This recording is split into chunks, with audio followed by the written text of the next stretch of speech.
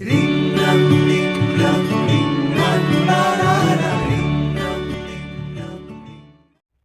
Hello and welcome to being economist YouTube channel. तो आज ही आपका 12th टॉपिक है। इससे पहले 11 टॉपिक जो हैं आपके जेके एसएसबी अकाउंट असिस्टेंट फाइनेंस का जो आपका इकोनॉमिक्स का पर्टिकुलर एक पार्ट है उसके मैं आपको कवर करवा चुका हूं। उन 11 टॉपिक्स के नोट्स जो हैं वो भी आपको मैं प्रोवाइड करवा चुका हूं। बिल्कुल ईजी नोट्स हैं, उनमें से कुछ हैंडमेड नोट्स हैं। वो आपको अगर अभी तक नहीं मिले, आपने अभी तक नहीं लिए, फ्री ऑफ कॉस्ट हैं वो। इस चैनल पे विजिट करो जाके, वाया वीडियो आपको मिल जाएंगे। फिर भी कोई प्रॉब्लम हो उन्हें डाउनलोड करने में, इंस्टाग्राम का लिंक डिस्क्रिप्शन में होगा, टेलीग्राम का लिंक डिस्क्रिप्शन में होगा, वहाँ जाके ज्वाइन करो। ईजिली जो है आप वो अवेल कर पाएंगे। Notes free of cost notes हैं। आज ये 12th टॉपिक है, इसके नोट्स भी जो हैं जल्दी ही मैं अपलोड कर दूंगा टेलीग्राम पे भी या यूट्यूब पे भी, इंस्टाग्राम पर भी आपको जो है नोट्स मिल जाएंगे। इसके बाद आपके 2 से 3 टॉपिक्स बचे हैं, उनके क्लासेस और नोट्स जो हैं वो मैं डेली अपलोड करने की कोशिश करूँगा। कल फिर से एक वीडियो लाऊंगा, ठीक है। और आज ये आपका जो टॉपिक है, उससे पहले मैं इस वीडियो को स्टार्ट करने से पहले मैं बता दूं, चैनल आप ज़रूर सब्सक्राइब करो। नेक्स्ट जब आज जैसे ही आपका ये सिलेबस कवर हो जाएगा, 2 से 3 टॉपिक जो हैं हार्डली आपसे 2 से 3 टॉपिक बचे हैं। उसके बाद एमसीक्यू की सीरीज़ लाऊंगा मैं, अच्छे से रिवाइज़ करवाऊँगा आपको। लास्ट टाइम जो आपका पंचायत अकाउंट असिस्टेंट का एग्ज़ाम हुआ है उसकी पूरी एनालिसिस करके, जो इकोनॉमिक्स का आपका उसमें एग्ज़ाम आया था उसको अच्छे से सॉल्व करके बताऊँगा मैं आपको, ठीक है। उसमें क्या क्या कंसेप्ट्स यूज़ हुए हैं। उसके बाद मैं आपकी कौन कौन सी डायग्राम्स हैं इंपॉर्टेंट जो आपका आ सकती हैं, आपसे पूछा जा सकता है जिनमें से क्वेश्चन, ठीक है, वो सब डिस्कस करूँगा वीडियो में। तो मतलब आपके लिए यूज़फुल वीडियो जो है नेक्स्ट इस चैनल पे मैं अपलोड करूँगा, ठीक है। तो आप चैनल ज़रूर सब्सक्राइब करें और मैक्सिमम वीडियोज़ को शेयर करें ताकि सभी स्टूडेंट्स की जो है हेल्प हो सके। इस वीडियो को स्टार्ट करते हैं। आज जो आपका टॉपिक है वो टॉपिक आपका है characteristics and problems of developing countries, ठीक है। आपको पढ़ना है कैरेक्टरिस्टिक्स और प्रॉब्लम्स जो हैं आपकी डेवलपिंग कंट्रीज़ में, ठीक है। सबसे पहले आपको ये पता होना चाहिए डेवलपिंग कंट्रीज़ जो टर्म है इसके बारे में आपको पढ़ना तो है, इसकी कैरेक्टरिस्टिक्स और प्रॉब्लम्स, लेकिन पता होना चाहिए कि अंडर डेवलप्ड कंट्रीज़ जो ये डेवलप्ड कंट्रीज़ हैं, डेवलपिंग कंट्रीज़ हैं, ये कौन सी कंट्रीज़ होती हैं, ठीक है। इनको क्यों डेवलपिंग कंट्रीज़ बोलते हैं। सबसे पहले मैं बता दूं, इनको अंडर डेवलप्ड कंट्रीज भी बोलते हैं, ठीक है। किसी किसी बुक में आपको ये LDC लिखा भी मिल सकता है, मतलब लेस डेवलप्ड कंट्रीज़, किसी में डेवलपिंग कंट्रीज़, किसी जगह पे थर्ड वर्ल्ड कंट्रीज़ भी लिखा हुआ दिखेगा आपको, ठीक है। तो ये सभी जो टर्म्स हैं ये इंटरचेंजेबली यूज़ की जाती हैं, साइमल्टेनियसली यूज़ की जाती हैं डिफरेंट डिफरेंट बुक्स में, ठीक है। Developing countries, under developing countries, LDCs, या फिर आप इसको बोल सकते हैं थर्ड वर्ल्ड कंट्रीज़, ठीक है। ये डिफरेंट डिफरेंट टर्म्स जो हैं ये यूज़ की जाती हैं डिफरेंट डिफरेंट बुक्स में। उसके बाद जो नेक्स्ट इसमें आपको ये पता होना चाहिए कि अंडर डेवलपिंग कंट्रीज़ या फिर डेवलपिंग कंट्रीज़ जो हैं इसका मीनिंग क्या है, ठीक है। तो डिफरेंट डिफरेंट ऑर्गेनाइजेशंस ने, डिफरेंट डिफरेंट इकोनॉमिस्ट ने इसके बारे में डिफरेंट डिफरेंट डेफिनेशंस जो हैं वो दी हैं। वो सब पहले देखेंगे, उसके बाद ही आपको ये पता चलेगा। जैसे आपको पता है कोई भी वीडियो से पहले जो है मैं आपको उसका कंसेप्ट जो है वो क्लियर करवाता हूँ। तो आपके माइंड में ये कंसेप्ट क्लियर होना चाहिए कि आखिर इस अंडर डेवलपिंग का मतलब क्या है, किस चीज़ को, किस कंट्री को किस बेस पे हम अंडर डेवलपिंग बोलेंगे, ठीक है। वो आपको इसमें वैसे तो पढ़ना ही है कैरेक्टरिस्टिक्स में, लेकिन फिर भी आपके माइंड में ये क्लियर होना चाहिए कि अंडर डेवलपिंग चीज़ क्या है, अंडर डेवलपिंग कंट्रीज़ का क्या मेन चीज़ रहेगी जिसकी वजह से उसको अंडर डेवलपिंग कह देंगे, ठीक है, या डेवलपिंग कह देंगे। तो सबसे पहले UN जो यूनाइटेड नेशंस ने इसके बारे में डेफिनेशंस दी है वो देखेंगे। इसमें लिखा है according to report of an agency of UN and under developed countries one in which the whole production is carried on with a relatively small amount of real capital per head and relatively backward technique in broadest sense of the word। यानी उन्होंने इसमें ये बोला है under developing उसको कह सकते हैं या डेवलपिंग कंट्री उसको कह सकते हैं जिसमें प्रोडक्शन जो है आपकी वो बहुत ही कम हो या फिर बैकवर्ड टेक्नोलॉजीज यूज़ की जाएं प्रोडक्शन के लिए। प्रोडक्शन यानी जितनी भी आपकी प्रोडक्शन हो रही है गुड्स एंड सर्विसेज की, उसके लिए जो टेक्नोलॉजी यूज़ की जा रही है वो बहुत बैकवर्ड हो, ठीक है। या फिर आपकी किसकी रियल कैपिटल की स्कार्सिटी हो, यानी मनी की आपकी स्कार्सिटी हो, यानी कमी हो, ठीक है, लिमिटेड हो, मतलब सोर्सेज जो है लिमिटेड हो। ये किसने बोला है, आपकी UN ने बोला है, यूनाइटेड नेशंस ने बोला है। इसके नीचे आपको एक डेफिनेशन दिख रही है, नरखस एक आपके वेल नोन इकोनॉमिस्ट हैं, ठीक है। उन्होंने क्या बोला है इसमें, उन्होंने बोला है under developed countries are those which compared with the advanced countries. सबसे पहले तो ये एडवांस कंट्रीज के साथ में कंपेयर की जाती हैं, under equipped with capital in relation to their population. बोल रहे हैं कि उनके पास में अंडर इक्विट कैपिटल होती है, यानी इक्विपमेंट्स जो हैं इतने नहीं होते। किसके कंपेयर में?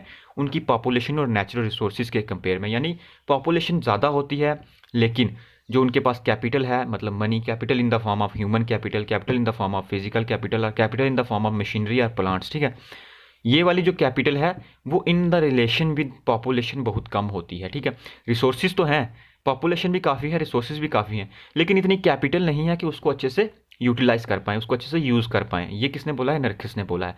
ये मैं डेफिनेशंस क्यों आपको पढ़ा रहा हूँ? क्योंकि इसमें से क्वेश्चन डेफिनेटली आ सकता है। या तो आपको वो बोल सकते हैं कि ये पर्टिकुलर डेफिनेशन किसने दी है, यूएन ने अंडर डेवलपिंग को किस तरह से डिफाइन किया है, नर्कस ने अंडर डेवलपिंग कंट्रीज़ को किस तरह से डिफाइन किया है। इसी तरह से एक और इकोनॉमिस्ट यहाँ पे आपको दिख रहे हैं, वो है कॉलिन क्लर्क। कॉलिन क्लर्क ने जो बोला है वो इनका इसमें जो है सबसे पहले यहाँ लिखा है कि उनका एक बहुत मेन रोल रहा है अंडर डेवलपिंग कंट्रीज़ की स्टडीज़ के लिए। ठीक है, उन्होंने भी जो है डिफरेंट तरह से जो है अपना इसमें रोल जो है प्ले किया है, वो आपको यहाँ पे लिखा हुआ दिख रहा है। उनके पर्टिकुलर डेफिनेशन नहीं है, पर उन्होंने जो जो चीज़ें बोली हैं वो आपको यहाँ लिखी हुई दिख रही हैं। आपकी सबसे इंपॉर्टेंट जो है आपके लिहाज से, क्योंकि हमें इंडियन इकॉनमी की जो है मेनली स्टडी करनी है, तो हमें इंडियन प्लानिंग कमीशन क्या बोलती है ये पता होना चाहिए। सबसे पहले आपको ये पता होना चाहिए आप जो आपकी इंडियन प्लानिंग कमीशन है उससे क्या कहा जाता है, उससे आप नीति आयोग कहा जाता है। ठीक है, नीति आयोग जो है वो प्लानिंग कमीशन को रिप्लेस करके नीति आयोग बनाया गया था। ठीक है, पहले प्लानिंग कमीशन होता था, अब नीति आयोग है। यानी जो आपकी प्लानिंग कमीशन पहले थी वो अब नीति आयोग में कन्वर्ट हो चुकी है, ऐसे आप कह सकते हैं उसको। लेकिन ये पहले की डेफिनेशन है, तो इसमें नीति आयोग का, इसमें प्लानिंग कमीशन का ही जो है डेफिनेशन वो बताई गई है। इसमें लिखा है Indian planning commission define as an underdeveloped country as one. कैसे उन्होंने बोला है? Which is characteristics by coexistence is greater or less degree of unutilise or under utilise man power on the one hand and of unexploited natural resources of other hand. देखो, दो चीज़ें जो है उन्होंने इसमें डिफाइन की हैं, एक अनयूटिलाइज्ड और under utilise man power. Man power यानी हम, ह्यूमन लेबर। ठीक है, मैन पावर तो बहुत ज़्यादा है। ठीक है, सबको पता है Indian population is second largest population in the world. ठीक है, आफ्टर चाइना। ठीक है, हमारी सेकंड पॉपुलेशन है, लेकिन इतनी पॉपुलेशन होने के बाद में हम उसको अच्छे से यूटिलाइज नहीं कर पा रहे हैं। या तो अच्छे से यूटिलाइज नहीं कर पा रहे हैं, या तो अंडर यूटिलाइज है या अनयूटिलाइज है, या तो उसका कुछ यूज़ ही नहीं है।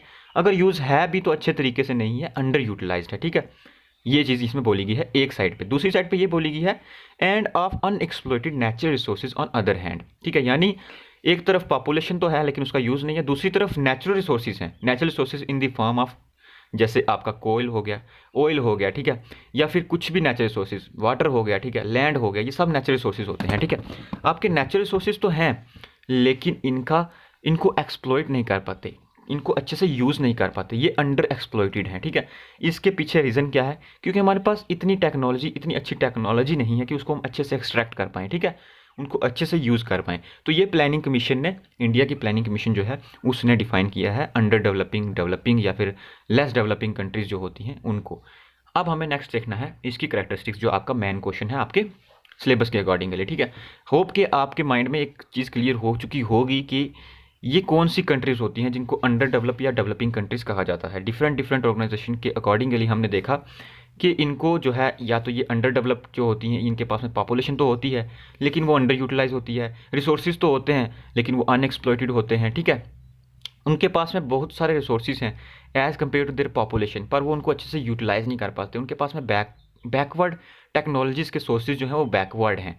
ठीक है, इतने एडवांस नहीं है कि वो अच्छे से उसको यूज़ कर पाएँ।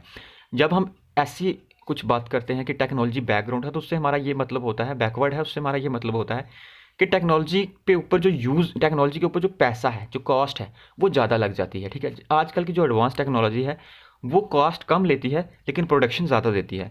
लेकिन जो बैकवर्ड टेक्नोलॉजीज़ होती हैं उनके ऊपर कॉस्ट ज़्यादा खर्च होती है, उनकी प्रोडक्शन कम होती है। तो इस लिहाज से आपको याद रखना है कि बैकवर्ड टेक्नोलॉजीज़ का मतलब है जिनके ऊपर कॉस्ट जो इनकर हो रही है हमारी वो ज़्यादा है लेकिन उनसे प्रोडक्शन बहुत कम मिलती है। ठीक है, सो नेक्स्ट जो हमारा है इसमें वो है characteristics of under developing countries. ठीक है, या फिर डेवलपिंग कंट्रीज़। हमें देखना है इनकी करेक्टरिस्टिक्स क्या हैं। क्या इनके करेक्टरिस्टिक्स हैं जिसके अकॉर्डिंगली हम, या फिर ऐसे बोल सकते हैं, अगर हमें पता है ये अंडर डेवलपिंग कंट्रीज़ हैं तो उसकी क्या करेक्टरिस्टिक्स हैं, क्यों वो अंडर डेवलपिंग कंट्री है, ठीक है, हमें ये पता होना चाहिए। सबसे पहला जो है वो है, सबसे पहले मैं ये बता दूँ, ये मैंने डिफरेंट बुक से जो है वो लिया है, ये वाली बुक अलग है, ठीक है, तो इसलिए इसमें कुछ पॉइंट्स जो है अलग से ऐड किए हुए हैं, तो डिफरेंट सोर्सेज से मैंने किया है, इसलिए आपको यहाँ पे बहुत सारे पॉइंट्स जो हैं वो दिख जाएंगे। मैंने मैक्सिमम पॉइंट्स जो हैं वो कवर करने की कोशिश की है, ताकि आपके माइंड में इमेज जो है क्लियर जो हो जाए कि ये वाला करेक्टरिस्टिक्स भी अंडर डेवलपिंग कंट्रीज़ का है। क्योंकि आपको इस तरह से क्वेश्चन आ सकता है कि which one of the following is the characteristics of under developing countries. आपको नीचे बहुत सारे ऑप्शन दे सकते, बहुत सारे तो नहीं होंगे, 4 ही ऑप्शन होंगे, 4 ऑप्शन होंगे, तो उसमें से आपने जितने ज़्यादा ऑप्शन को रीड किया होगा ना, क्योंकि यहाँ पे मैंने आपको दिख रहा होगा ऑलमोस्ट मैंने आपके लिए यहाँ पे कितने हैं 13 14, ठीक है, 14 15 16 17 जो है पॉइंट्स जो हैं वो कवर किए हैं मैंने करेक्टरिस्टिक्स में। तो आपको इन 17 में से कोई भी अगर नीचे दिख जाता है तो आप इजीली जो है उसका आंसर कर सकते हो, तो मैंने इसलिए मैक्सिमम जो है ऑप्शंस जो हैं ऐड किए हैं। सबसे पहले आपको एक करेक्टरिस्टिक दिख रही है, मास poverty are low per capita income, ठीक है, बिल्कुल ईजी है, आपका हेडिंग से क्लियर हो जाएगा। मास पॉवर्टी यानी लार्ज लेवल पे बहुत सारे मास पोर्शन में आपकी पॉवर्टी है, मैक्सिमम पॉवर्टी है, और low level per capita income है, यानी पर कैपिटा इनकम का मतलब होता है पर हेड, एक इंसान एक पर्सन के पास में कितनी इनकम है, ठीक है, वो बहुत कम है, ठीक है, अगर हम कंपेरेबली देखें, एवरेज देखें तो, ठीक है, क्लियर होगा ये पॉइंट। दूसरी चीज़ है इकोनॉमिक इनइक्वालिटी, यानी इकोनॉमिक इनइक्वालिटी है, किसी के पास बहुत ज़्यादा पैसा है, किसी के पास बहुत कम है, ठीक है, जैसे आपने देखा होगा ये वाला कोट आपने बहुत ज़्यादा सुना होगा कि richer become more rich and poor become more poor, ठीक है, ये वाला जो आपने कोट, बहुत फेमस कोट है, आपने सुना होगा, वही चीज़ जो है अंडर डेवलपिंग कंट्रीज़ में होती है। यहाँ पे आपको LDC लिखा दिख रहा है, यानी लेस डेवलप्ड कंट्रीज़, ठीक है, डेवलपिंग कंट्रीज़ या डेवलप्ड कंट्रीज़। तो मतलब कि एक लार्ज प्रोपोर्शन ऑफ इनकम जो है ना, वो आपकी स्मॉल प्रोपोर्शन ऑफ पॉपुलेशन के पास है, और स्मॉल प्रोपोर्शन ऑफ इनकम जो है वो आपकी लार्ज प्रोपोर्शन ऑफ पॉपुलेशन के पास में है, ठीक है। तो इसलिए इकोनॉमिक इनइक्वालिटी जो है ना, ये बहुत ज़्यादा होती है, किसमें, LDCs में, आपकी लेस डेवलपिंग कंट्रीज़ में, डेवलपिंग कंट्रीज़ में, अंडर डेवलपिंग कंट्रीज़ में आपकी जो इनइक्वालिटी है बहुत ज़्यादा होती है, इकोनॉमिक इनइक्वालिटी मतलब पैसे वाली इनइक्वालिटी, ठीक है, समझ में आ गई आपको बात। उसके बाद में जो है आपकी तो नेक्स्ट जो आपकी करेक्टरिस्टिक्स है अंडर डेवलपिंग कंट्रीज़ के, डेवलपिंग कंट्रीज़ की, वो है प्राइमरी प्रोड्यूसिंग इकॉनमी, यानी आपका इसमें ये लिखा है कि इंपॉर्टेंट करेक्टरिस्टिक्स जो आपकी अंडर डेवलपिंग कंट्रीज़ की होती है, वो मेनली जो है वो क्या चीज़ के साथ में, आपकी प्रोडक्शन की, किस चीज़ की प्रोडक्शन के साथ में मेनली जुड़े होते हैं, उनकी जो मैक्सिमम पॉपुलेशन होती है ना, वो एंगेज्ड होती है एग्रीकल्चर पे, ठीक है, मतलब एग्रीकल्चर प्रोडक्शन जो है वो मेनली उसके साथ में एंगेज्ड होते हैं। मतलब आपने सुना होगा कि इंडियन इकॉनमी जो है मेनली एग्रेरियन इकॉनमी कहा जाता है इसको, यानी मोर देन 49% जो पॉपुलेशन है वो डिपेंड है किसके ऊपर, एग्रीकल्चर सेक्टर के ऊपर, ठीक है, या फिर इस तरह से कह सकते हैं मेनली जो पॉपुलेशन है वो क्या चीज़ की प्रोडक्शन करती है, प्राइमरी प्रोडक्ट्स की, यानी आपकी जो एग्रीकल्चर प्रोडक्ट्स होते हैं, ठीक है। तो ये भी एक जो है करेक्टरिस्टिक्स होती है अंडर डेवलपिंग या डेवलपिंग कंट्रीज़ की या इकोनॉमीज़ की, ठीक है। उसके बाद में नीचे आपको फोर्थ जो टॉप करेक्टरिस्टिक्स दिख रहा है वो है ड्यूलिस्टिक इकॉनमी। ड्यूलिस्टिक इकॉनमी का ये मतलब होता है कि बोथ करेक्टरिस्टिक्स उनमें पाई जाती हैं, यानी वो कुछ हद तक अर्बन इकॉनमीज होती हैं, कुछ हद तक रूरल इकॉनमीज होती हैं, ठीक है, कुछ हद तक वो डेवलप्ड, उनके कुछ सेक्टर्स डेवलप्ड होते हैं, कुछ अंडर डेवलप्ड होते हैं, ठीक है। या इसमें आपको, या आप इसको पढ़ेंगे आपको लिखेगा nearly all the underdeveloping economies are dualistic in the nature, coexistence of market sector and subsistence sector. इसका क्या मतलब है, market sector in the sense कि वहाँ पे जो प्रोडक्शन हो रही है, ठीक है, जो लोग प्रोडक्शन कर रहे हैं उसको मार्केट में जाके बेच भी रहे हैं, यानी इतनी प्रोडक्शन उनकी होती है, कुछ कुछ जो पोर्शन ऑफ पॉपुलेशन है उनकी इतनी प्रोडक्शन है कि वो मार्केट में जाकर उसको सेल कर सकते हैं। लेकिन दूसरा जो पोर्शन है, यानी हमने बात ही यही किया कि ड्यूलिस्टिक है, दो तरह के चीज़ें पाई जाती हैं। एक तो ऐसे लोग भी हैं कि जो इतनी प्रोडक्शन कर लेते हैं कि वो मार्केट में उसको सेल कर सकें, लेकिन दूसरे ऐसे हैं जो सब्सिस्टेंस सेक्टर है, यानी वो सिर्फ इतनी ही प्रोडक्शन कर पाते हैं जितना कि उनके लाइवलीहुड के लिए, यानी जितने उनके अपने खाने के लिए ही उनका जो है प्रोडक्शन होती है, यानी इतनी ही प्रोडक्शन करते हैं जिससे उनका जो डेली का जो उनकी लाइवलीहुड है वो चल सके, ठीक है। तो इसका मतलब कि दोनों तरह के सेक्टर्स जो हैं वो पाए जाते हैं, मार्केट भी, सब्सिस्टेंस भी। आगे लिखा है अर्बन सेक्टर भी है, रूरल सेक्टर भी है, आगे लिखा है डेवलप्ड सेक्टर भी है, अंडर डेवलप्ड सेक्टर भी है, ठीक है। तो इस तरह से जो है दोनों तरह की जो करेक्टरिस्टिक्स हैं वो पाई जाती हैं, किसमें, दोनों तरह की जो करेक्टरिस्टिक्स हैं पाई जाती हैं, किसमें, डेवलपिंग नेशंस में, डेवलपिंग इकोनॉमीज में। नेक्स्ट फिफ्थ जो आपको दिख रहा है वो है अंडर डेवलप्ड नेचुरल रिसोर्सेज, यानी नेचुरल रिसोर्सेज तो हैं नो डाउट कि इस तरह के जो नेशंस हैं उनके पास में बहुत ज़्यादा नेचुरल रिसोर्सेज होती हैं, ठीक है। इंडिया हो गया, श्रीलंका हो गया आपका, इस तरह के जो नेशंस हैं उनके पास में नेचुरल रिसोर्सेज तो बहुत ज़्यादा हैं, लेकिन उनको अच्छे से यूटिलाइज करने के लिए टेक्नोलॉजी नहीं है, ठीक है। इतने टूल्स नहीं है, इक्विपमेंट्स नहीं है, उस लेवल के नहीं है, हाई उस लेवल के एडवांस जो है इक्विपमेंट्स नहीं है, जिससे कि उन नेचुरल रिसोर्सेज को वो अच्छे से एक्सट्रैक्ट कर पाएँ, यूज़ कर पाएँ, एक्सप्लॉइट कर पाएँ। इसीलिए ये जो नेचुरल रिसोर्सेज होते हैं ना, ये अंडर डेवलप्ड ही रह जाते हैं, ठीक है, अच्छे से डेवलप नहीं हो पाते, ठीक है। उसके बाद में नेक्स्ट आपका जो 6th पार्ट है, कैरेक्टरिस्टिक्स है, वो है डेफिशिएंसी ऑफ कैपिटल। देखो, मैंने आपको पहले ही बोला, कैपिटल जब इकोनॉमिक्स में आप कैपिटल का वर्ड का मतलब देखते हैं तो इसमें आपका फिजिकल कैपिटल आ जाता है, ह्यूमन कैपिटल आ जाता है, या आपकी मशीनरी, प्लांट्स, इस तरह के हर तरह के कैपिटल्स जो है वो आ जाती हैं। ह्यूमन कैपिटल से मेरा मतलब है जो ह्यूमन लेबर है, ठीक है, वो भी एक कैपिटल है, ठीक है। उसको किस तरह से यूटिलाइज करना है, वो कितनी तरह से या कितनी एफिशिएंटली उसको यूज़ किया जा रहा है, ये भी मैटर करता है, ठीक है। ह्यूमन कैपिटल एक अलग चीज़ है, आपकी मशीनरी, प्लांट्स जो ये होते हैं, इस तरह की कैपिटल अलग है। मनी जो है आपकी, वो भी एक कैपिटल है, ठीक है। तो हमारे जो डेवलपिंग नेशंस होते हैं या अंडर डेवलप्ड कंट्रीज होती हैं, इनमें मेनली क्या रहता है, कैपिटल की डेफिशिएंसी रहती है। यानी डेफिशिएंसी मतलब कुछ तरह के इल इफेक्ट्स रहते हैं, यानी कुछ तरह की इसमें आप ऐसे कह सकते हैं कि अच्छे से वो क्या है, एफिशिएंट नहीं है, स्किल्ड नहीं है, ठीक है, इस तरह से कह सकते हैं। डेफिशिएंसी का पूरे ओवरऑल माने कमी रहती है, ठीक है, कैपिटल की कमी रहेगी, शॉर्टेज रहेगी, लिमिटेड रहेगी, ठीक है। तो आप इसमें पढ़ सकते हैं कि यहाँ पे एक टर्म लिखी है, सिंपली एज पोअर कैपिटल, ठीक है, मतलब कैपिटल जो है पोअर है, मतलब वो बहुत अच्छी तरीके से डेवलप नहीं है, एफिशिएंट नहीं है, ठीक है। तो आप इसमें ये भी पढ़ सकते हैं इस वाले पर्टिकुलर पॉइंट में। नेक्स्ट है आपका लैक ऑफ डायनामिक एंटरप्रेन्योरशिप। क्या इसका मतलब है? इसका मतलब है कि एंटरप्रेन्योरशिप यानी यहाँ पे मैक्सिमम जो पॉपुलेशन है ना, वो या तो डिपेंडेंट है, या फिर ऐसा होगा इन नेशंस में मैनली तो डिपेंडेंट होंगे, या फिर ऐसे होंगे जो कंज्यूम कर रहे होंगे, मतलब कंज्यूमर सेक्टर से जो है वो लिंक होंगे, लेकिन जो है एंटरप्रेन्योरल जो उनके पास में स्किल है उसकी क्या होगी, एब्सेंस होगी, ठीक है। डायनेमिक एंटरप्रेन्योरशिप का मतलब ये है कि इससे क्या होगा, मतलब इस तरह का लोगों के पास में उस तरह का माइंडसेट नहीं है कि वो इस तरह के इनिशिएटिव ले सकें कि कुछ अपना जो है वो स्मॉल स्केल या लार्ज स्केल इस तरह की इंडस्ट्रीज़ को या फिर इस तरह की इनोवेशंस को जो है प्रमोट कर पाएँ, जिससे कि वो डिपेंडेंट ना रहें, या फिर कंज्यूमर सेक्टर से वो प्रोड्यूसर सेक्टर तक जो है ट्रांसफ़र हो सकें, यानी कंजम्पशन से इन्वेस्टमेंट की तरफ वो जा सकें।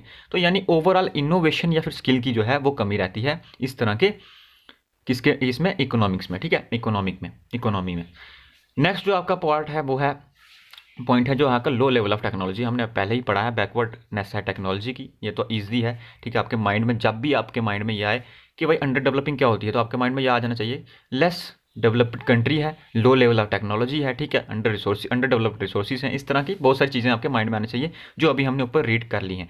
नेक्स्ट है आपका पॉपुलेशन प्रेशर। बहुत इंपॉर्टेंट पॉइंट है ये कि पॉपुलेशन एक्सप्लोजन जो है ना इन नेशंस में बहुत ज़्यादा है, ठीक है। जैसे आप देख सकते हैं इंडिया में जो है बहुत ज़्यादा पॉपुलेशन है, ठीक है, सेकंड लार्जेस्ट पॉपुलेशन जैसे मैंने आपको बताया इन द वर्ल्ड, ठीक है। तो मतलब पॉपुलेशन प्रेशर इतना होता है कि रिसोर्सेज अगर बढ़ते भी हैं, ठीक है, तो वो पूरी पॉपुलेशन को कवर नहीं कर पाते, मतलब पूरी पॉपुलेशन को वो रिसोर्सेज नहीं प्रोवाइड करवा पाते, ठीक है। जितना ज़्यादा इनिशिएटिव लिए जाएंगे, जितने ज़्यादा इनिशिएटिव लेंगे उतने ही कम है, ठीक है। गवर्नमेंट का इसमें मैक्सिमम रोल रहता है, लेकिन फिर भी ये देखा जाता है कि लार्ज पोर्शन ऑफ जो पॉपुलेशन है उसमें डेफिशिएंसी रहती है, उसमें पॉवर्टी रहती है, ठीक है, उसमें इलिटरेसी रहती है, ठीक है।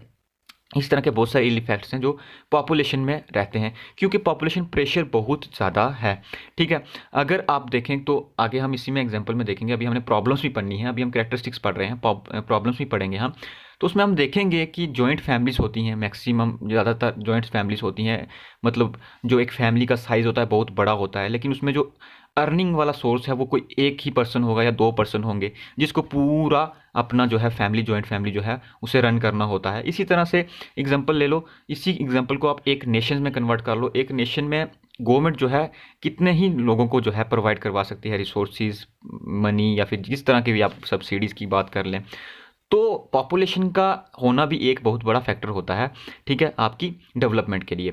तो आपका जो पॉपुलेशन प्रेशर रहता है इन कंट्रीज़ में वो ज़्यादा होता है, ठीक है, जिसकी वजह से इनको अच्छे से जो है डेवलप नहीं हो पाती। नेक्स्ट जो है आपका unemployment, under employment and disguise unemployment.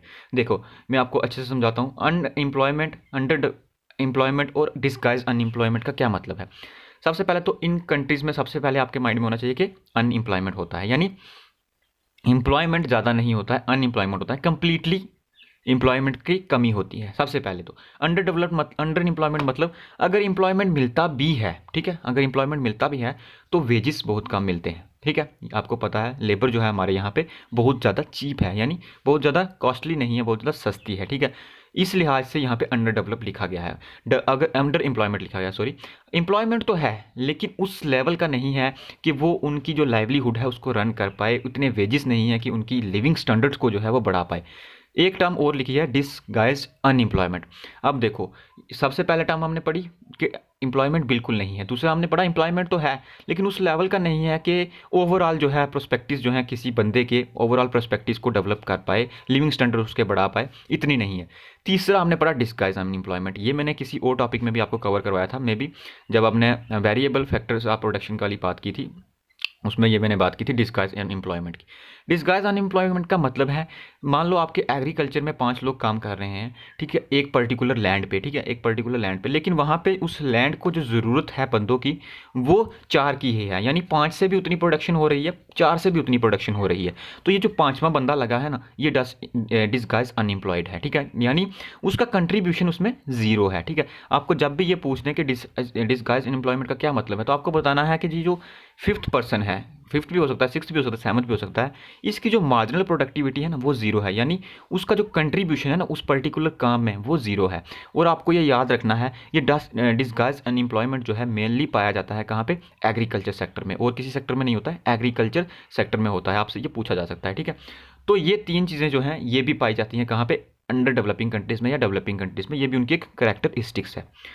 Next आपको देखना है pre dominance of rural sector. मैंने पहले ही बता दिया एग्रीकल्चर सेक्टर पे मेनली डिपेंड होते हैं, रूरल सेक्टर जो है प्री डोमिनेंस होता है, यानी उसकी डोमिनेशन जो है ज़्यादा होती है, किसकी, रूरल सेक्टर की, मतलब आपके गांव, ठीक है, आपके विलेजेस, आपके जो बैकवर्ड जो इलाके हैं, एरिया है, वो जो है मेनली डोमिनेंट होते हैं किस में, अंडर डेवलपिंग कंट्रीज में, डेवलपिंग नेशंस में। नेक्स्ट है आपका फॉरेन ट्रेड ओरिएंटेशन, मतलब मेनली जो पीपल्स होते हैं वो, मतलब मेनली जो इकॉनमी होती है उसकी प्रोडक्शन कम होती है लेकिन वो बाहर से चीज़ें जो है ज़्यादा मंगवाते हैं, ठीक है, इंपोर्ट जो है उनका ज़्यादा होता है, फॉरेन ट्रेड पे जो है वो ओरिएंटेड होते हैं, ठीक है। तो ये भी आपको अपने माइंड में रखना है। उसके बाद है पोर इकोनॉमिक ऑर्गेनाइजेशन, ये मैंने आपको पहले ही बता दिया, कुछ इकोनॉमिक ऑर्गेनाइजेशंस इस तरह की होती हैं कि वो जो चाह कर भी इस चीज़ को जो है दूर नहीं कर पाते, यानी कुछ इस तरह के सेटअप्स होंगे, कुछ इस तरह का टैक्स सिस्टम होगा, कुछ इस तरह का गवर्नमेंट का मतलब टैक्स का पूरा स्ट्रक्चर होगा कि वो उसको अच्छे से जो है वो मैनेज नहीं कर पाते, मतलब इकोनॉमिक ऑर्गेनाइजेशन में ड्रॉबैक्स होते हैं, फ्लॉज होते हैं, जिसकी वजह से वो जो है उनकी डेवलपमेंट जो है अच्छे से नहीं हो पाती।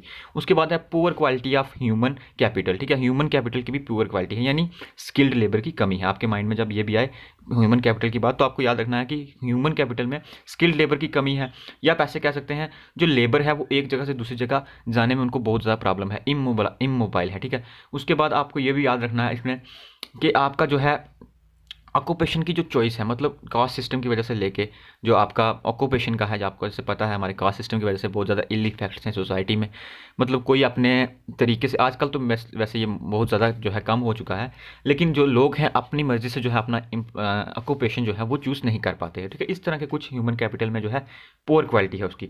नेक्स्ट है आपका फैक्टर डिसइक्विलिब्रियम, मतलब आपको पहले ही पता है फैक्टर्स जो आपके होते हैं उसमें, मतलब आप इस तरह से कह सकते हैं कि लेबर और कैपिटल में जो है इक्विलिब्रियम नहीं है, ठीक है। आपको पता है मेनली इंडिया में लेबर जो है वो ज़्यादा है, कैपिटल कम है, तो इस तरह की क्या है, लेबर और कैपिटल यानी जितने फैक्टर्स हैं उनमें इन डिसइक्विलिब्रियम रहता है, ठीक है, उनमें क्या रहता है, डिसइक्विलिब्रियम, उनमें बैलेंस जो मेंटेन नहीं रह पाता, ठीक है, इस तरह के नेशंस में। नेक्स्ट है आपका इकोनॉमिक बैकवर्डनेस, ये तो हमने पहले ही देख लिया, ठीक है, इकोनॉमिक बैकवर्डनेस होती ही है। उसके बाद नेक्स्ट है आपका पुअर सोशल ऑर्गेनाइजेशन, हमने पहले देखा पुअर इकोनॉमिक ऑर्गेनाइजेशन, अब हमने देखा पुअर सोशल ऑर्गेनाइजेशन, ठीक है। इसमें यह है कि आपका लिखा है कि अंडर डेवलपिंग कंट्रीज़ में जो है वो इस तरह का एटमॉस्फेयर जो है वो प्रोवाइड नहीं कर पाते कि जो एक पर्सन की जो है ओवरऑल ग्रोथ हो सके, ठीक है, क्योंकि सोशल ऑर्गेनाइजेशन जो होती है ना उनकी वो इस तरह से सेटअप नहीं हुई होती है, ठीक है। यानी पॉवर्टी तो होती है, स्लम्स वगैरह ये चीज़ें जो होती हैं, मतलब एक सोशल स्ट्रक्चर ही इस तरह का बन जाता है कि वो उस सर्कल से बाहर नहीं निकल पाते। हम आगे प्रॉब्लम्स में भी देखेंगे विशियस सर्कल ऑफ पॉवर्टी, तो यानी वो एक सर्कल में फंस जाते हैं, उनका जो सोशल स्ट्रक्चर ही ऐसा है कि उससे बाहर अगर वो चाहें भी तो निकल नहीं सकते। जैसे आपने देखा होगा अगर किसी के पेरेंट्स जो हैं, ग्रैंड पेरेंट्स जो हैं, अगर वो कोई पर्टिकुलर काम में जो है एग्रीकल्चर में एंगेज्ड होंगे, तो उनके आगे जो पेरेंट्स होंगे वो भी होंगे, फिर आगे जो चिल्ड्रंस होंगे वो भी इस तरह से होंगे, ठीक है। तो ये जो साइकिल होता है एक सोशल स्ट्रक्चर का, सोशल ऑर्गेनाइजेशन का, वो भी इसके लिए काज होता है, ठीक है। ओके, तो आपको एक टेबल यहाँ पे दिख रहा है जो मैंने मेनली इसमें ऐड किया है, जिससे आपको एक जो है एस्टिमेट हो जाएगा कि डेवलप्ड इकोनॉमिक्स और अंडर डेवलपिंग इकोनॉमिक्स में क्या फ़र्क होता है, ठीक है। हमने कैरेक्टरिस्टिक्स तो सभी पढ़ लिए अंडर डेवलपिंग के, लेकिन डेवलप्ड और अंडर डेवलप्ड में क्या फ़र्क है। देखो फर्स्ट पॉइंट लिखा है लेवल ऑफ नेशनल इनकम या पर कैपिटा इनकम जो है वो हाई होती है। हमने पहले ही देखा पर कैपिटा इनकम जो है अंडर डेवलपिंग कंट्रीज में वो लो होती है। दूसरा लिखा है excessive dependence on agriculture sorry industry. Developed nation जो होते हैं, जो डेवलप्ड होते हैं, जैसे यूएस हो गया आपका, ठीक है। इस तरह के जो नेशंस हैं वो जो है मेनली किस पे होते हैं, इंडस्ट्री पे डिपेंड होते हैं, लेकिन हमारा जो है वो किस पे होते हैं, एग्रीकल्चर में। हमने देखा कि प्राइमरी प्रोड्यूसिंग होते हैं वो, ठीक है, प्राइमरी प्रोडक्ट प्रोड्यूसिंग होते हैं। थर्ड लिखा है सफिशिएंट रेट ऑफ एम्प्लॉयमेंट होता है, लेकिन हमने देखा कि अंडर एम्प्लॉयमेंट होता है, डिस्गाइज अनएम्प्लॉयमेंट भी होता है। तो इस तरह के आपको पॉइंट यहाँ पे मिल जाएंगे नोट्स में, जब आपको प्रोवाइड करूँगा आप ईजिली जो है ये पॉइंट्स जो है बिल्कुल ईजी पॉइंट है, आप इनको अच्छे से कंपेयर कर सकते हैं कि डेवलप्ड और अंडर डेवलपिंग कंट्रीज में क्या डिफरेंस होता है, ठीक है। ओके, अब जो हमारे पास नेक्स्ट है वो है प्रॉब्लम्स, ठीक है। आपके दो पार्ट हैं इस क्वेश्चन के, आपको पता है, एक है कैरेक्टरिस्टिक्स, दूसरा है प्रॉब्लम्स। अभी जो हमें करना है वो करना है प्रॉब्लम्स वाला पोर्शन, ठीक है। हमने कैरेक्टरिस्टिक्स वाला कर लिया। देखो कैरेक्टरिस्टिक्स और प्रॉब्लम जो है कुछ हद तक सेम है, लेकिन वो कैरेक्टरिस्टिक्स जो हम अंडर डेवलपिंग कंट्रीज को दे रहे हैं ना, उनको हम उनके उनके उनको एक टैग दे रहे हैं कि ये इनकी कैरेक्टरिस्टिक्स है। ये कैरेक्टरिस्टिक्स उनकी क्यों है, इसके पीछे कुछ की रीजंस होते हैं, ठीक है। उसके बाद में उनको हम कैरेक्टरिस्टिक्स देते हैं। कुछ ऐसी प्रॉब्लम्स हैं, कुछ ऐसे ऑब्स्टेकल्स हैं, कुछ ऐसे जो है आपके फ्लॉज हैं, या फिर कुछ इस तरह के आप बोल सकते हो इल इफेक्ट्स हैं, जिनकी वजह से ये कंट्रीज जो हैं अंडर डेवलपिंग कहलाती हैं या डेवलपिंग कंट्रीज कहलाती हैं, या फिर उनके इस तरह के कैरेक्टरिस्टिक्स बन जाते हैं। इनके पीछे जो है इनके कुछ कारणस हैं, ठीक है, कुछ काजेज हैं, कुछ जो है प्रॉब्लम्स हैं। हम उन प्रॉब्लम्स को रीड करेंगे कि क्यों ये कंट्री जो है अंडर डेवलपिंग कंट्रीज कहलाती हैं, ठीक है। कुछ क्या प्रॉब्लम है जो इनको अंडर डेवलपिंग करने पे, रहने पे मजबूर कर देती है, इनको डेवलप नहीं होने देती, ठीक है, वो हमें अब रीड करने हैं। ओके, इसमें हम ब्रॉडली जो है इनको पहले पांच जो है पांच पार्ट्स में जो है डिवाइड कर देंगे, ठीक है। सबसे पहले आपका इकोनॉमिक, फिर सोशल, फिर कल्चरल, फिर पॉलिटिकल एंड एडमिनिस्ट्रेटिव, ठीक है। यानी इस तरह के पांच जो है आपकी प्रॉब्लम्स हैं मेजर, जिनके अंडर में सब प्रॉब्लम्स जो है हम आपकी वो देखेंगे, सब टॉपिक्स देखेंगे। मैंने कौन सी बताई, इकोनॉमिक, सोशल, कल्चरल, पॉलिटिकल और एडमिनिस्ट्रेटिव। सबसे पहले हम पढ़ने वाले हैं इकोनॉमिक ऑब्स्टेकल्स के, क्या वो इकोनॉमिक काज हैं, क्या वो प्रॉब्लम्स हैं जो इन कंट्रीज़ को जो है डेवलप नहीं होने दे रही हैं बल्कि अंडर डेवलप्ड रह रही हैं, या क्या वो इकोनॉमिक काज हैं जिनकी वजह से इन कंट्रीज़ को हम डेवलपिंग बोलते हैं, ठीक है, क्या वो प्रॉब्लम्स हैं। सबसे पहली आपकी यहाँ पे लिखी है economic obstacles, deficiency of capital and foreign exchange. इसका क्या मतलब है, यानी डेफिशिएंसी है कैपिटल की, ये हमने कैरेक्टरिस्टिक्स में भी इसमें पढ़ा कि डेफिशिएंसी रहती है कैपिटल की, कैपिटल इनएक्युरेट है, यानी इतनी कैपिटल नहीं है कि इन कंट्रीज़ को डेवलप किया जा सके, ठीक है, इतनी कैपिटल फॉर्मेशन नहीं है। दूसरी चीज़ लिखी है फॉरेन एक्सचेंज। फॉरेन एक्सचेंज क्या होता है, यानी आपके पास में जो फॉरेन रिजर्व होता है ना, यानी आपके पास में दूसरी कंट्रीज़ के रिजर्व्स कितने हैं, यानी आपके पास में कितना डॉलर है, आपके पास में कितना यूरो है, ठीक है, आपके पास में कितना ऑस्ट्रेलियन डॉलर है, ठीक है। इस तरह की जो एक्सचेंज हैं, यानी जब हम कोई चीज़ बाहर से मंगवाते हैं तो हम उनको उनकी करेंसी में पे करते हैं, आपको ये चीज़ पता होनी चाहिए, ठीक है। और उनकी करेंसी में पे करने के लिए हमारे पास उनकी करेंसी का स्टॉक होना चाहिए, उनकी करेंसी का रिजर्व होना चाहिए, तभी तो हम उनसे उनकी चीज़ ले सकते हैं। हमें अगर यूएस से कोई चीज़ मंगवानी है तो हमारे पास यूएस डॉलर होना चाहिए हमारे रिजर्व में। इसलिए फॉरेन एक्सचेंज का होना भी बहुत इंपॉर्टेंट जो है हो जाता है इस लिहाज से, ठीक है। ये एक प्रॉब्लम है किसकी, इकोनॉमिक प्रॉब्लम है अंडर डेवलपिंग कंट्रीज की। दूसरा है, मैंने अभी आपको पीछे बोला, विशियस सर्कल ऑफ पॉवर्टी, ठीक है। अब इसका क्या मतलब है, देखो विशियस सर्कल ऑफ पॉवर्टी का ये मतलब है कि कुछ इस तरह का सर्कल है कि ये नेशंस चाह कर भी उस सर्कल से बाहर नहीं निकल पाते।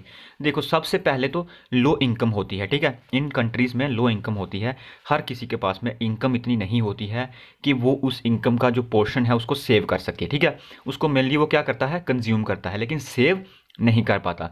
जब वो सेव नहीं करेगा तो आपको पता है जो आपका इन्वेस्टमेंट होता है ना, वो आपकी सेविंग से होता है। किस तरह, आपने जो बैंक में अपनी सेविंग्स रखी होती है ना, जो इन्वेस्टर होता है वो वहीं बैंक से लोन लेके, आपकी सेविंग्स का लोन लेके आगे इन्वेस्टमेंट करता है।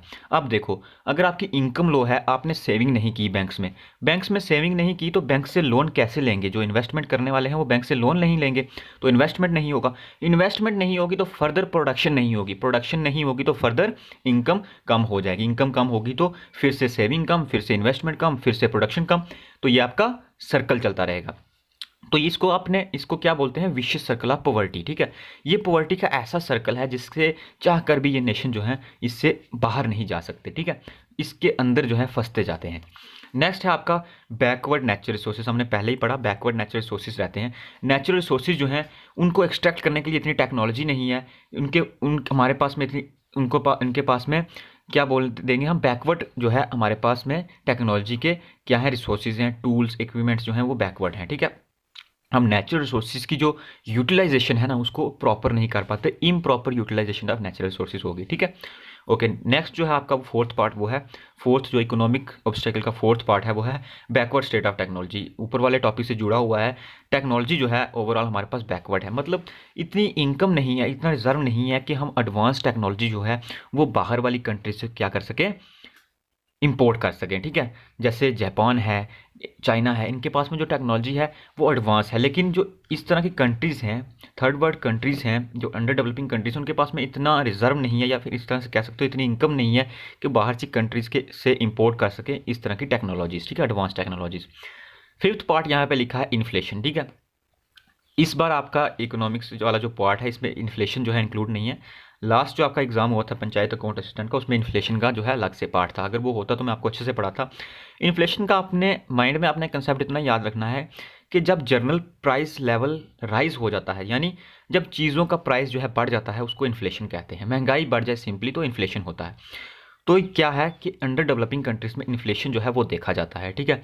अब इन्फ्लेशन जो है ये बेनिफिशियल भी होता है बहुत सारी कंट्रीज़ के लिए, लेकिन एक पर्टिकुलर रेट तक, ठीक है, 5 से 9 यहाँ पे लिख रखा है, इस तरह का जो है इकोनॉमिक डेवलपमेंट के लिए अच्छा होता है। लेकिन जब उसके बाद में ये इन्फ्लेशन बढ़ जाए ना तो उसके बाद में ये हार्मफुल होता है इकोनॉमीज़ के लिए। तो मेनली ये देखा गया कि हाई इन्फ्लेशन रहता है कहाँ पे, अंडर डेवलपिंग कंट्रीज़ में। उसके बाद है लो पर कैपिटा इनकम, हमने पहले ही देख लिया, पर हेड पर्सनस के पास में जो कैपिटल है, जो इनकम है वो कम है, ठीक है, पर कैपिटा इनकम जो है वो कम है। इंटरनल एंड एक्सटर्नल डेट, ये क्या चीज़ है? डेट का मतलब होता है, डेट कुछ लोग इसको डेप्थ बोलते हैं, ठीक है। डेट का मतलब जो होता है वो होता है उधार, ठीक है, जो आपने बॉर्विंग्स की होती हैं, जो आपको लोगों का पैसा देना होता है। ये बोथ इंटरनल और एक्सटर्नल जो है वो हाई रहती हैं किसमें, अंडर डेवलपिंग कंट्रीज़ में। इंटरनल की बात करूँ तो आपको पता है लाइक इंडिया कहाँ से लोन लेती है, कहाँ से डेट लेती है, अपनी आरबीआई से लेती है, ठीक है, अपनी रिजर्व बैंक ऑफ इंडिया से लेती है। आरबीआई का पूरा जो एक टॉपिक है आपका वो मैंने कवर करवा दिया है, आप उसको भी देख सकते हो, उसमें आपको अच्छे से समझ आएगा किस किस तरह से लोन लेती है वो गवर्नमेंट, ठीक है, आरबीआई से। तो इंटरनल की बात करूँ, इंटरनल डेट की, तो वो आरबीआई से जो है गवर्नमेंट लेती है लोन, ठीक है। लोन लेने का ये मतलब उसको वापस भी करना होता है। इसी तरह से एक्सटर्नल की बात करूँ, आईएमएफ है, वर्ल्ड बैंक है, ठीक है, इस तरह के जो फाइनेंशियल इंस्टीट्यूशंस हैं, इंटरनेशनल फाइनेंशियल इंस्टीट्यूशंस हैं, उनसे भी जो है गवर्नमेंट जो है लोन लेती है।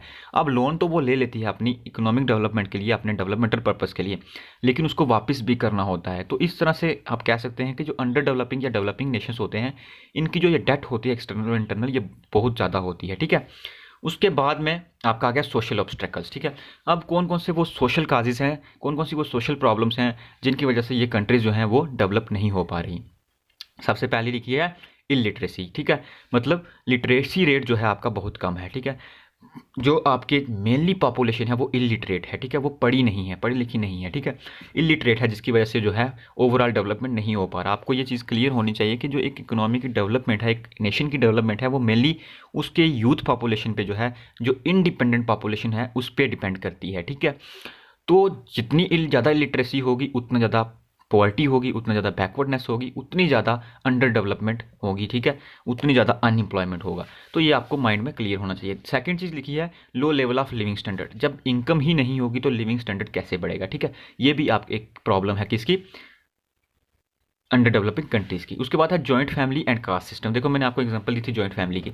जॉइंट फैमिलीज मेनली होती हैं किसमें, अंडर डेवलपिंग कंट्रीज़ में। जॉइंट फैमिली का मतलब ये है कि आपकी जो पूरी फैमिली है उसमें मेंबर्स जो हैं आपके वो ज़्यादा रहते हैं, और उसमें जो अर्निंग सोर्स है, जो कमाने वाला होता है, कोई 1 या 2 पर्सन होते हैं जिनको पूरी फैमिली जो है वो चलानी होती है, जिसकी वजह से क्या है, अगर वो चाहें भी तो उसमें से सेविंग नहीं कर पाते। मतलब उनका जो मेनली जो उनकी जो इनकम है, लाइक आपके घर में अगर अगर किसी घर में, मैं एग्जांपल लेता हूँ, किसी घर में 12 से 13 मेंबर्स हैं और कमाने वाला मेंबर जो है एक है, उसकी जो पूरी इनकम होगी ना वो उनकी कंजम्पशन पे जाएगी, ठीक है। वो फर्दर जो है ना ही सेविंग कर पाएगा, ना ही अपना लिविंग स्टैंडर्ड जो है फर्दर इंक्रीज कर पाएगा, क्योंकि उसकी जो इनकम होगी वो मेनली कहाँ पे खर्च होगी, उसकी अपनी फैमिली पे, ठीक है, क्योंकि जॉइंट फैमिली है, ठीक है। इस तरह से नेक्स्ट जो है आपका वह अनप्रोडक्टिव एक्सपेंडिचर। देखो ये एक इंपॉर्टेंट पॉइंट है, ठीक है, इसको अच्छे से समझना।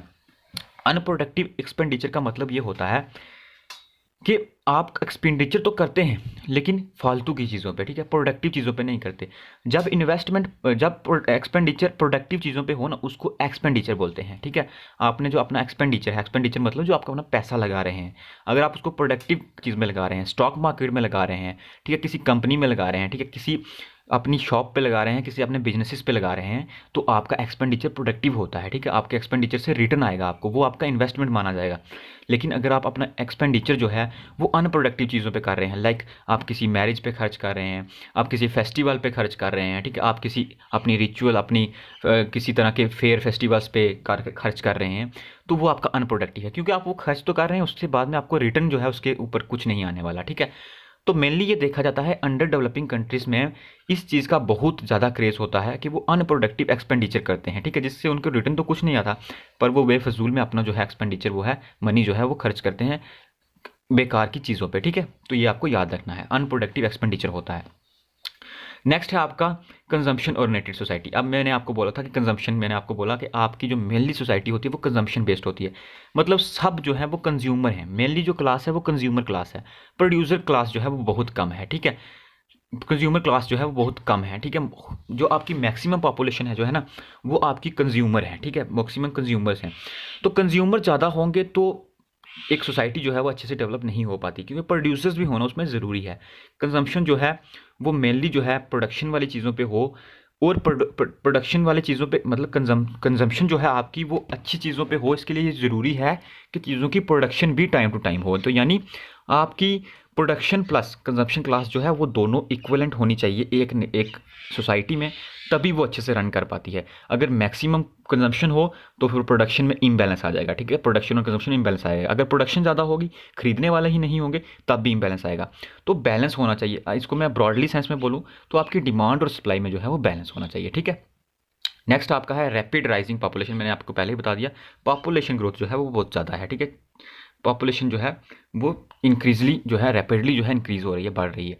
नेक्स्ट आपका है कल्चरल ऑब्स्टेकल्स, ठीक है, आपका कुछ कल्चर है, कुछ कल्चर इस तरह का है कि जो आपकी इन नेशंस को जो है अच्छे से डेवलप नहीं होने दे रहा। उसमें फर्स्ट है आपके कस्टम्स और ट्रेडिशंस, मतलब कुछ इस तरह के कस्टम और ट्रेडिशन बने हुए हैं कि जो इस तरह के जो नेशंस हैं उनको इस सर्कल से जो है बाहर नहीं होने दे रहे हैं। जिस तरह से मैंने फेस्टिवल्स और फेयर का नाम लिया, ठीक है, जो आपकी मैक्सिमम जो आपकी सेविंग्स होती हैं वो इस तरह के फेस्टिवल और फेयर्स पे जो है आप खर्च कर देते हैं, ठीक है।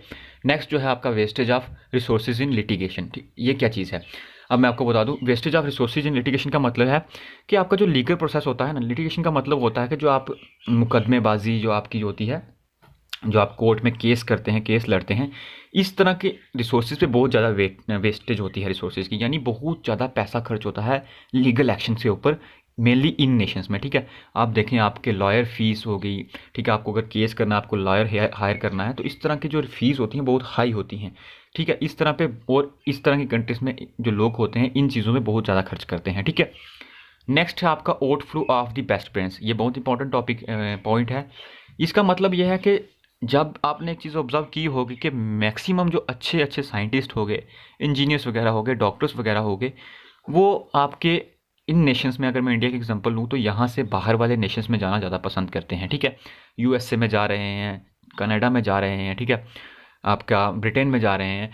तो इसका मतलब ये होता है कि जो अच्छे अच्छे ब्रेन्स हैं, मतलब अच्छे अच्छे साइंटिस्ट हैं, इंजीनियर्स हैं, वो जो है आउटफ्लो कर रहे हैं ब्रेन्स का, मतलब यहाँ से दूसरे नेशंस में चले जाते हैं, उनका कंट्रीब्यूशन अपनी कंट्री में बहुत कम हो जाता है, ठीक है। ये भी एक प्रॉब्लम है।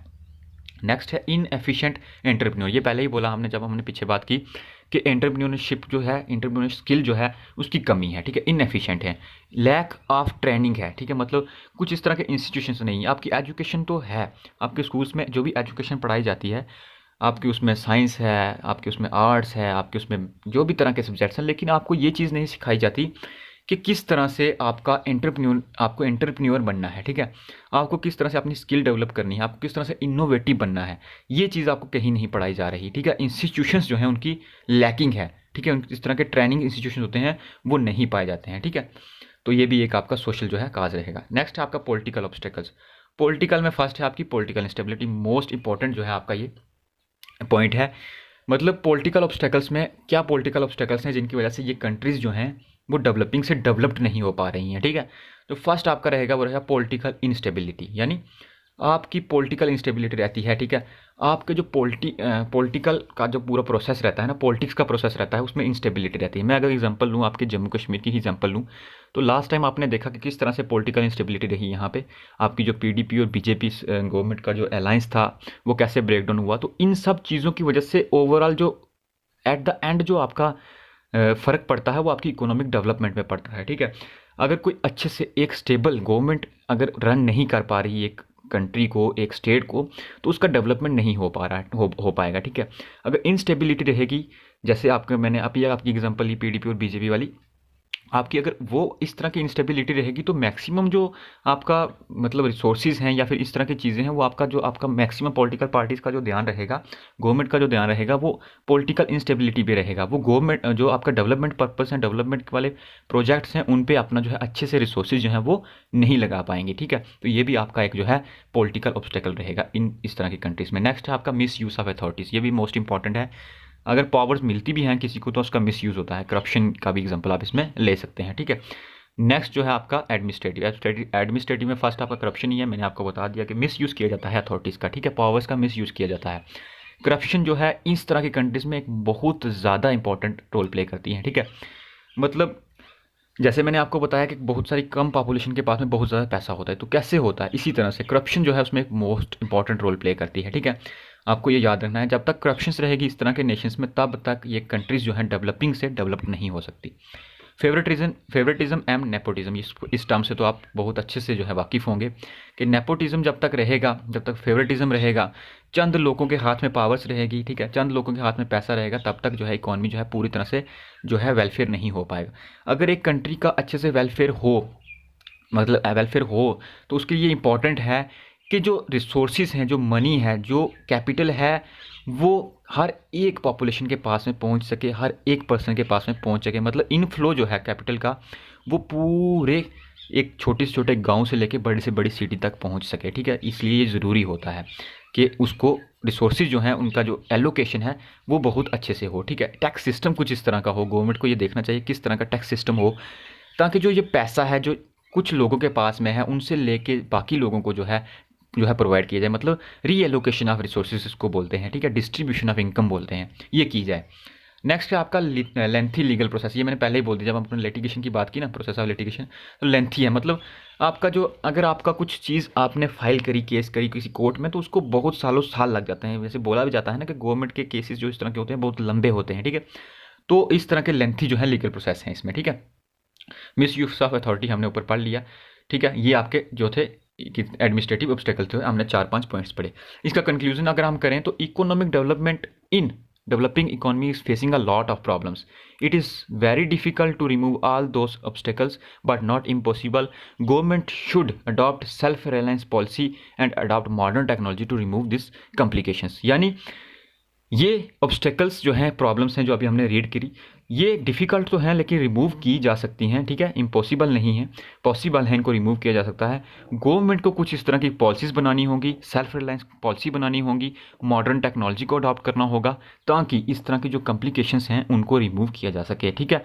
तो मतलब ओवरऑल जो चीज़ है, ओवरऑल जो बात है वो इस पे आके रुकती है कि आपकी गवर्नमेंट को कुछ इस तरह के इनोवेशंस लेने, इस तरह के इनिशिएटिव्स लेने चाहिए कि इन सब कॉम्प्लिकेशंस को जो है रिमूव किया जा सकते, तभी जाके जो कंट्री है, एक कंट्री वो अंडर डेवलपिंग से डेवलप की हो जाती है।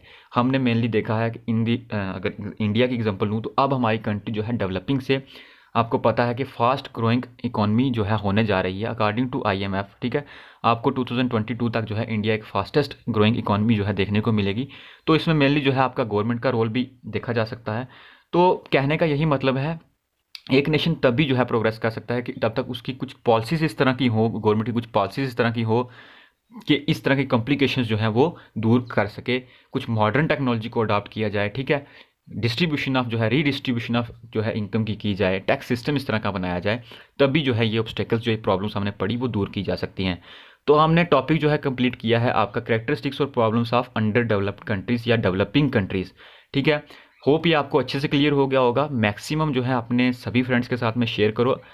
इसके जो नोट्स हैं जल्दी प्रोवाइड करवा दूंगा मैं आपको, जब नेक्स्ट टॉपिक जो है आपका कल, मेनली जो है होप कि आपको कल मैं कवर करवा दूं, फिर दोनों के जो नोट्स हैं वो एक साथ जो है प्रोवाइड करवा दूंगा, टेलीग्राम ग्रुप में भी, इंस्टाग्राम पर भी, ऐसे भी वाया वीडियो जो मैं आपको करवा दूंगा। ये वीडियो आप ज़रूर लाइक करें, तो मैक्सिमम शेयर करें इस वीडियो को, ठीक है। Thank you.